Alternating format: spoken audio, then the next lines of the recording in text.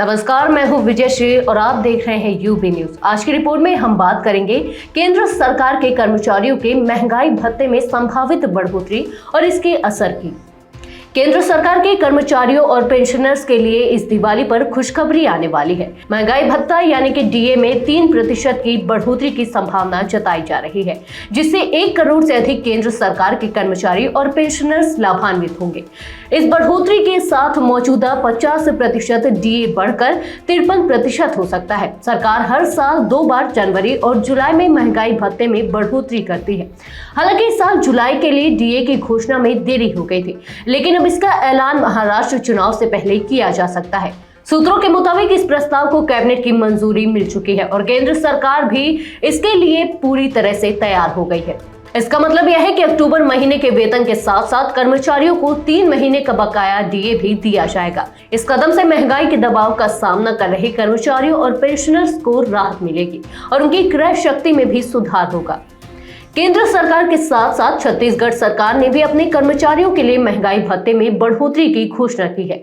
मुख्यमंत्री विष्णुदेव साय ने राज्य सरकार के कर्मचारियों के लिए 4% की बढ़ोतरी की घोषणा की है, जिससे कुल डीए 50% हो गया है। मुख्यमंत्री ने यह ऐलान रायपुर में एक पत्रकार वार्ता के दौरान किया। उन्होंने कहा कि अब राज्य के कर्मचारियों को 46% के बजाय 50% डीए मिलेगा। इस बढ़ोतरी का लाभ राज्य सरकार के सभी कर्मचारियों को दिया जाएगा। मुख्यमंत्री कार्यालय ने इस बारे में सोशल मीडिया पर भी जानकारी दी है। सूत्रों से मिली जानकारी के अनुसार कैबिनेट ने रबी फसलों के लिए 2025 व 26 के एमएसपी को मंजूरी दी है।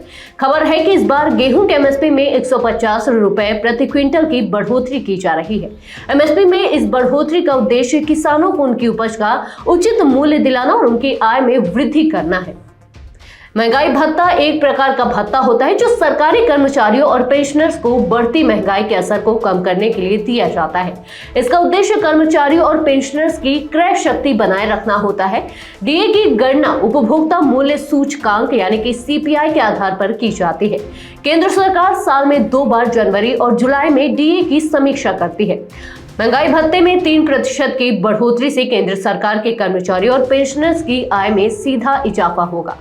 अगर किसी कर्मचारी का मौजूदा वेतन 50,000 रुपए है तो डीए में 3% बढ़ोतरी के साथ उसके आय में 1,500 रुपए का मासिक इजाफा हो सकता है। इसके अलावा 3 महीने के बकाया डीए का भुगतान एक मुश्त होने से कर्मचारियों को त्योहारी सीजन में आर्थिक राहत मिलेगी। महंगाई और आर्थिक स्थिति को देखते हुए यह बढ़ोतरी कर्मचारियों के लिए राहत लेकर आएगी, खासकर त्योहारी सीजन में जब खर्चे बढ़ जाते हैं। सरकार का यह कदम न सिर्फ कर्मचारियों और पेंशनर्स को संतुष्ट करेगा बल्कि किसानों के लिए भी आर्थिक स्थिरता सुनिश्चित करेगा। कुल मिलाकर केंद्र और राज्य सरकारों की यह घोषणाएं न सिर्फ आर्थिक स्थिति को संतुलित करने का प्रयास है बल्कि यह त्योहारी सीजन में लोगों के चेहरों पर मुस्कान लाने की एक कोशिश भी है। तो ये थी हमारी आज की खास रिपोर्ट। आपको ये कैसी लगी अपने विचार हमसे साझा करें।